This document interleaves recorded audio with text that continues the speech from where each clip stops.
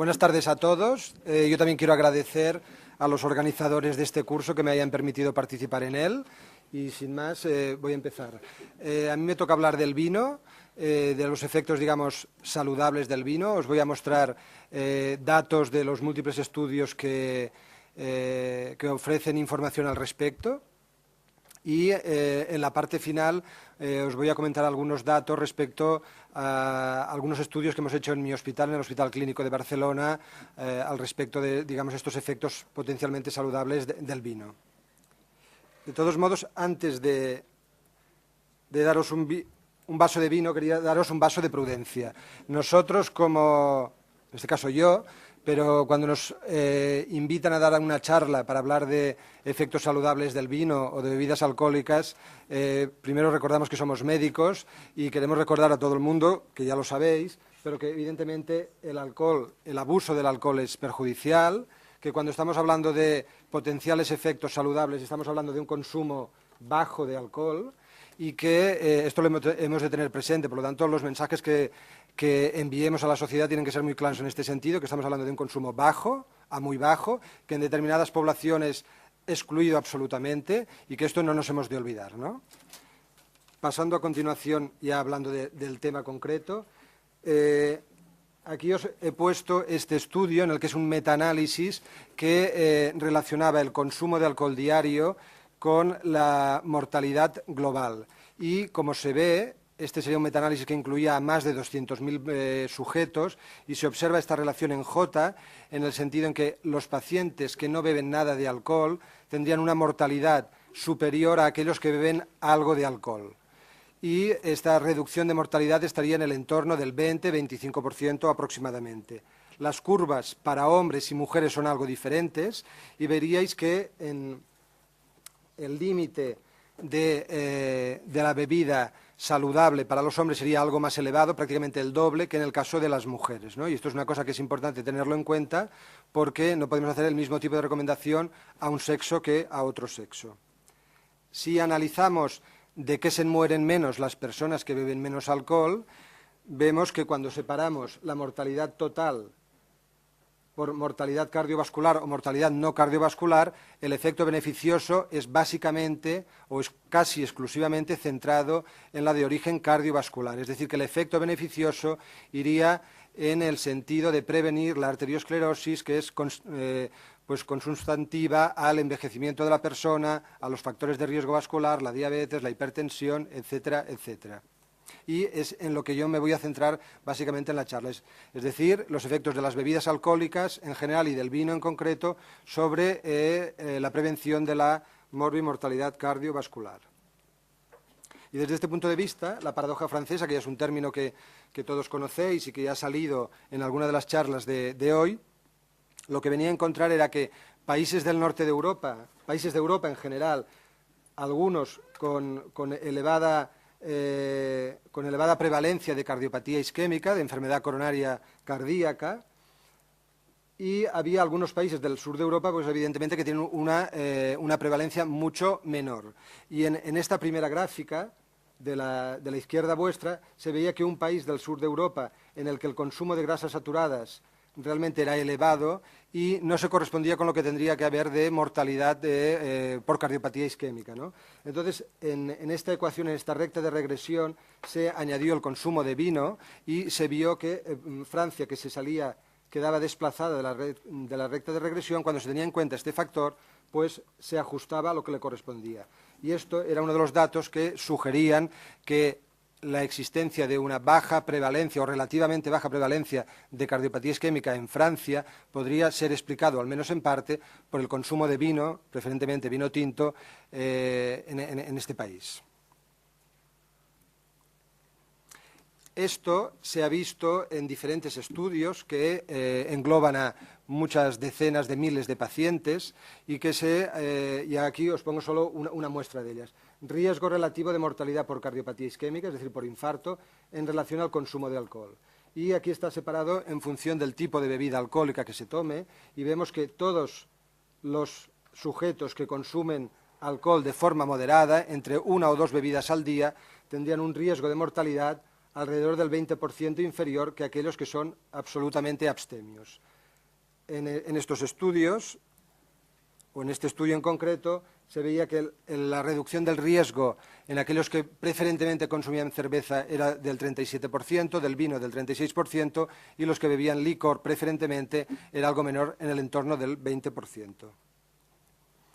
Lo mismo se ha visto cuando estamos hablando de arteriosclerosis, pero que afecta al árbol cerebrovascular. Y este es un ejemplo: consumo de alcohol e ictus y accidentes vasculares cerebrales, ictus isquémico, y en el que se observaba un poco lo mismo. Aquellos consumidores moderados de bebida alcohólica tenían una reducción que, en el caso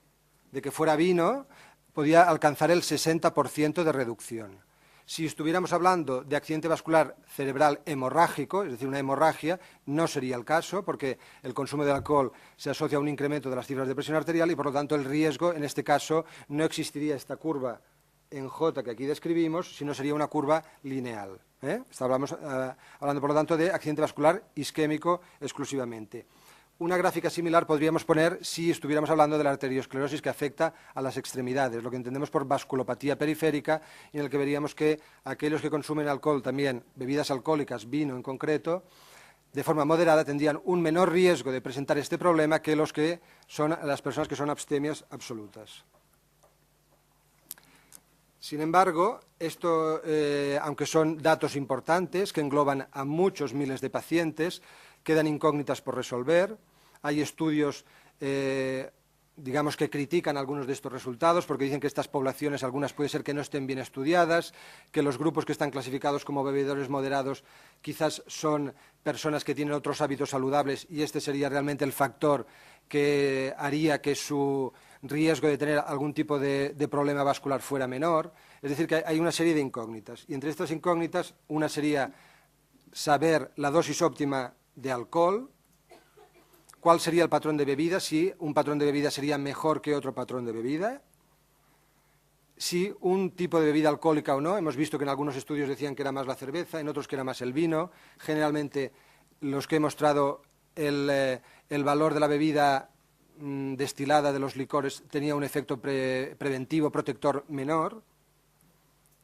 Si estos otros factores, dieta, ejercicio, realmente serían los responsables y, por tanto, serían factores de confusión para analizar estos resultados. Y, finalmente, qué mecanismos de actuación podría, a través de los cuales las bebidas alcohólicas, el vino en concreto, podrían actuar. Hablando de la dosis del patrón de consumo,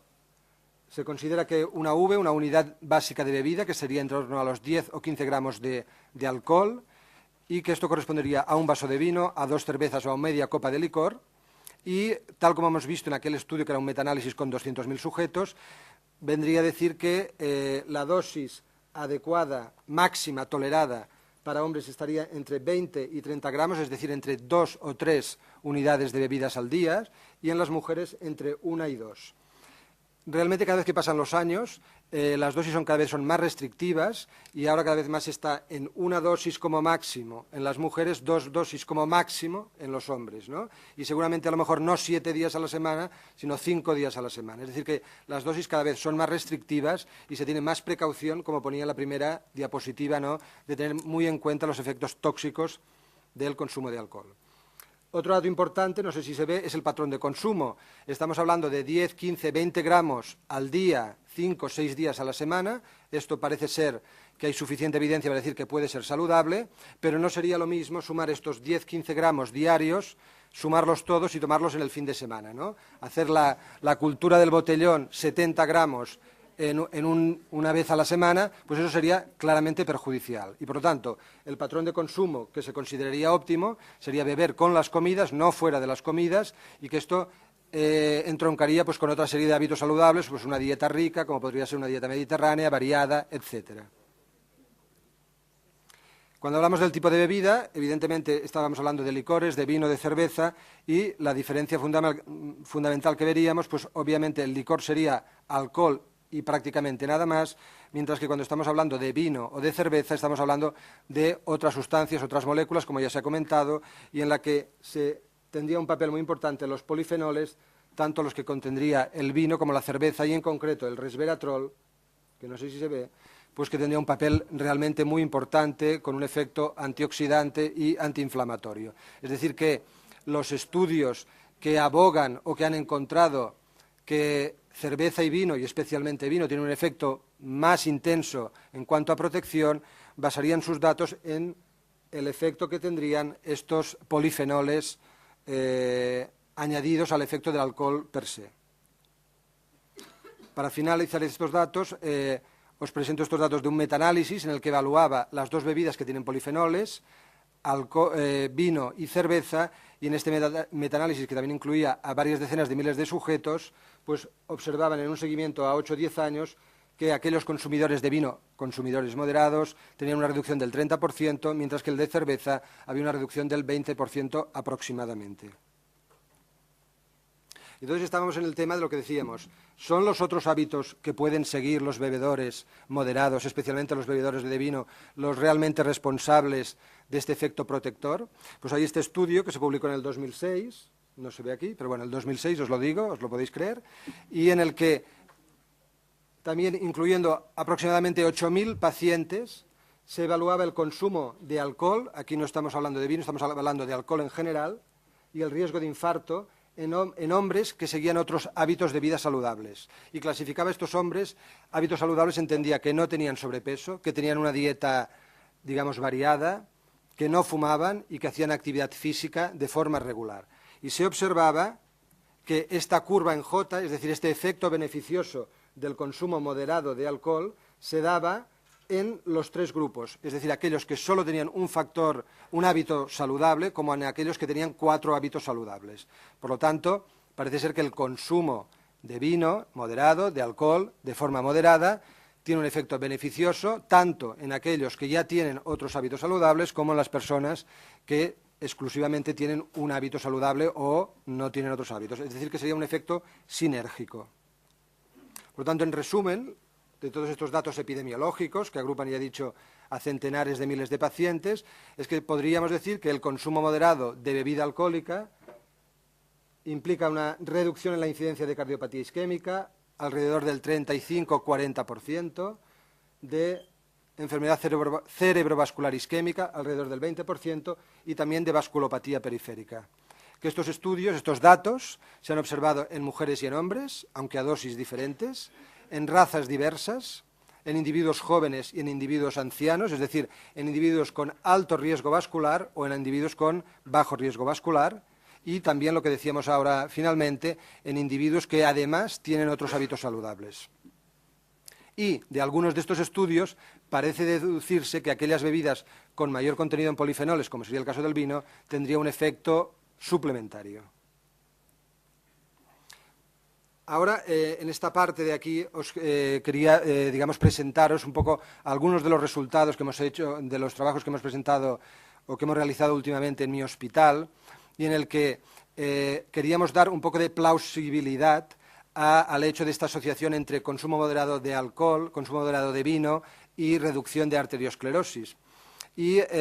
así como años atrás, hace 20 años, se consideraba que la arteriosclerosis era un problema de acúmulo de lípidos en la pared arterial, en estos últimos 15-20 años se sabe que además de esto, que es verdad y que tiene un papel importante, existe una reacción inflamatoria de poca intensidad, pero crónica, en la pared vascular. Y de esta forma aquí os quería resumir cuáles serían los eventos de forma somera. Tendríamos una arteria normal, una arteria no arteriosclerótica, en el que se identifican claramente su capa interna, externa y media, y aquí lo que veríamos, digamos, a nivel celular o a nivel molecular.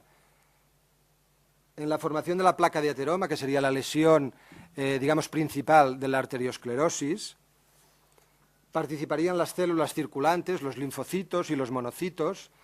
participaría de forma muy importante el endotelio, y tenemos que tener en cuenta que el endotelio, que sería la barrera más interna de la circulación de las arterias, es una membrana que no es adherente, es decir, las células de entrada no se enganchan. Y lo que pasaría en la arteriosclerosis es que los primeros cambios empezaríamos a ver una disfunción del endotelio, empiezan a aparecer una serie de proteínas que hacen que las células circulantes, los leucocitos, empiecen a engancharse. Moléculas como las selectinas, moléculas como las integrinas y moléculas como otras moléculas de adhesión, como son todas ellas, que pertenecen a la familia de las inmunoglobulinas. Estas moléculas que se expresan tanto en el endotelio como en los leucocitos van a permitir o van a facilitar que estas células que circulan normalmente empiecen a engancharse primero de forma débil, después de una forma ya más intensa y al final acaben migrando al interior de la pared vascular, donde se van a llenar de lípidos y donde van a ir desarrollando la estría grasa que han comentado anteriormente y al final una placa de ateroma. Con el devenir de los años, esta arteria que era perfectamente permeable, a base de que la placa de ateroma va creciendo, hace que la luz de esta arteria se estreche y que en función del contenido de la placa de ateroma, es decir, si tiene mucha grasa, si tiene muchas células inflamatorias, va a ser lo que diríamos una placa vulnerable, es decir, se puede romper, se puede formar un coágulo aquí dentro, en la superficie, y acabar tapando esta luz que normalmente ya es más estrecha. Entonces, decimos, si el alcohol, si las bebidas alcohólicas, si el vino parece que tiene un efecto protector o enlentecedor de este proceso, y este proceso realmente es muy complejo, es fácil que el alcohol participe no en un único proceso, sino en muchas de estas funciones de estas moléculas. Por lo tanto, los mecanismos de actuación del vino y de otras bebidas alcohólicas en la prevención de la arteriosclerosis actuarían a nivel del metabolismo de los hidratos de carbono, actuarían también a nivel de la inflamación, moderando esta inflamación, actuarían también en el proceso de fibrinolisis, es decir, aquel proceso que rompe el coágulo, que acelera la rotura del coágulo, a nivel de evitar que se forme un coágulo y también a nivel de los lípidos. Seguramente los estudios o los datos más importantes o más repetidos serían aquellos que ya se conocen, y es que el consumo moderado de alcohol mejora el perfil lipídico, es decir, eleva las cifras de colesterol bueno, del colesterol HDL, y también los que hacen referencia a la coagulación, es decir, disminuye la agregabilidad de las plaquetas y inhibe la formación del coágulo. Estos serían los estudios más importantes. En los últimos años, con el conocimiento de que existía un papel importante de la inflamación, se han empezado a hacer estudios a este respecto y serán a los que me referiré a continuación, que son los que hemos hecho en mi hospital en estos últimos 4, 5, 6 años. Brevemente, estos estudios eran ensayos prospectivos, cruzados y aleatorizados, en el que cogíamos grupos de población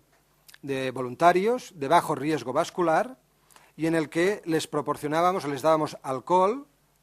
a dosis moderadas, 20 gramos en mujeres, 30 gramos en hombres, y los sometíamos a una intervención. Hacíamos un periodo de lavado en el que los pacientes, los sujetos, porque eran personas sanas, que no habían presentado ninguna complicación cardiovascular, pues en este periodo de lavado no bebían alcohol y evidentemente se pasaba una serie de encuestas, se hacía un seguimiento, se hacía una extracción de sangre. Posteriormente pasaban a un periodo en el que consumían alcohol, que podía ser vino tinto, por ejemplo, después otro periodo de lavado y después otro tipo de alcohol, que en algún caso era pobre en polifenoles, como podía ser ginebra o vodka, en otro caso era con un consumo, una cantidad menor de polifenoles, como podría ser vino blanco respecto al vino tinto, en otro caso era cava, es decir, que lo hemos hecho en diferentes circunstancias, ¿no? Y, por lo tanto, evaluábamos, comparábamos el efecto de una bebida con alto contenido en polifenoles, con otra que no tenía polifenoles, o con una que tenía alto, con una que tenía medio contenido en polifenoles. Y lo que hemos observado, y pondré algunos datos resultantes, en lo que hace referencia al perfil lipídico, es que cuando comparamos el consumo de una bebida sin polifenoles, como es la ginebra o el vodka, respecto al vino tinto, vemos que los parámetros lipídicos mejoran mucho más en aquellos pacientes que están consumiendo vino tinto que en los que están consumiendo vodka. Como nos interesaba mucho el tema de la inflamación, de todas estas moléculas que aparecen expresadas tanto en los leucocitos, que se acaban enganchando en la pared del endotelio, evaluamos pues, si estas moléculas de adhesión, que son marcadores inflamatorios muy precoces de arteriosclerosis, variaban en función de si se tomaba una bebida o se tomaba otra o en el periodo de lavado. Y veíamos que la mayor parte de las moléculas que están aquí descritas, VLA4, LFA1, etcétera, cuando estábamos hablando del periodo después de haber bebido vino tinto, es decir, alto contenido en polifenoles, había una reducción drástica y en algunos casos también reducía cuando estaba bebiendo una bebida con poco contenido en polifenoles. En otro estudio, en el que comparábamos aquí vino blanco y vino tinto, estamos viendo otras moléculas más ligadas al endotelio que a las células, a los leucocitos circulantes, veíamos un poquito lo mismo. El vino tinto, en general, provocaba una reducción drástica de estas moléculas. El vino blanco, algunas de ellas también, en cambio en algunas otras subía. Es decir, que había un efecto potencialmente antiinflamatorio, potencialmente beneficioso en ambos tipos de bebida, parecía más intenso en el caso del vino tinto. No nos quedamos, digamos, contentos con esto, sino queríamos ver que si estos cambios que se veían en las células tendrían alguna repercusión funcional. Y lo que evaluamos era si estas células se enganchaban, se pegaban con mayor facilidad o con menor facilidad al endotelio, ¿no? Y por eso hicimos un ensayo en el que evaluábamos la adhesión del monocito de estos individuos después de beber alcohol al endotelio. Y entonces lo que observábamos cuando se bebía vino tinto, esta sería la situación basal, el endotelio sin estimular, después de estimular, como es normal, se enganchan mucho más las células, después de beber vino tinto la columna negra es mucho menor que en este caso, es decir, hay una reducción respecto a la situación de lavado, y en el caso del vino tinto, estaríamos, vino blanco, y en estas columnas de aquí estamos hablando de vino tinto, es decir, la situación de no beber nada, había un incremento muy importante, y la evaluación de la adhesión del monocito al endotelio después de beber vino tinto prácticamente quedaba abolida. Esto de forma gráfica, lo veríamos aquí, las células, cómo se enganchan los monocitos, cómo se enganchan al endotelio, y esta sería la adhesión basal, sin ningún tipo de estímulo, después de estimularlo con TNF, que es un inductor de la aparición de estas moléculas. En la situación en que no se ha bebido vino, realmente hay un marcado incremento del número de células adheridas. Después de vino blanco también hay un incremento, pero ya no tan marcado, y después de vino tinto, que no sé si queda tapado, todavía es mucho menor. Es decir, que no solo estábamos hablando de cambios a nivel de concentraciones en el suero, en el plasma de estas moléculas, o de la expresión en las células, sino que parecía que realmente, funcionalmente, estas células se adherían menos al monocito, y que potencialmente esto de alguna forma podría ayudar a que la placa de ateroma de alguna forma se retrase su crecimiento. Ya para concluir, diríamos que existen múltiples estudios epidemiológicos que apoyan que el consumo moderado de bebidas alcohólicas entre 1 y 2 Vs al día reduce la mortalidad cardiovascular, que estos efectos, tal como hemos dicho, se han visto en hombres, en mujeres, en razas diversas, en personas jóvenes, con alto riesgo vascular, con bajo riesgo vascular, que puede ser eficaz tanto en la prevención primaria, es decir, antes de presentar ningún evento cardiovascular o cerebrovascular, como en la prevención secundaria, que todas estas bebidas alcohólicas, incluyendo el vino, tienen múltiples efectos a través de los cuales pueden actuar, a nivel de mejorar el perfil lipídico, a nivel de alterar el sistema de coagulación y fibrinolisis, y también reduciendo la respuesta inflamatoria en la pared vascular, y que parece que algunos de estos mecanismos son más intensos en aquellas bebidas alcohólicas con alto contenido en polifenoles, como sería el caso de los vinos, concretamente del vino tinto. Sin embargo, volvemos al principio. ¿Qué recomendaciones hemos de hacer respecto al consumo de vino? Y seguimos diciendo lo mismo, vaso de prudencia, ¿no? Máxima prudencia, y nuestro consejo es que aquellos pacientes, aquellos sujetos que habitualmente no tengan incorporado como un hábito el consumo moderado de vino, no recomendarles que beban alcohol. Aquellas personas que ya, como hacer actividad física o no fumar, pues tienen la costumbre de beber un vasito de vino en las comidas, que lo mantengan, aunque hayan tenido algún evento cardiovascular. Y estas recomendaciones son especialmente importantes en aquellos sujetos con alto riesgo vascular. Nada más y muchas gracias.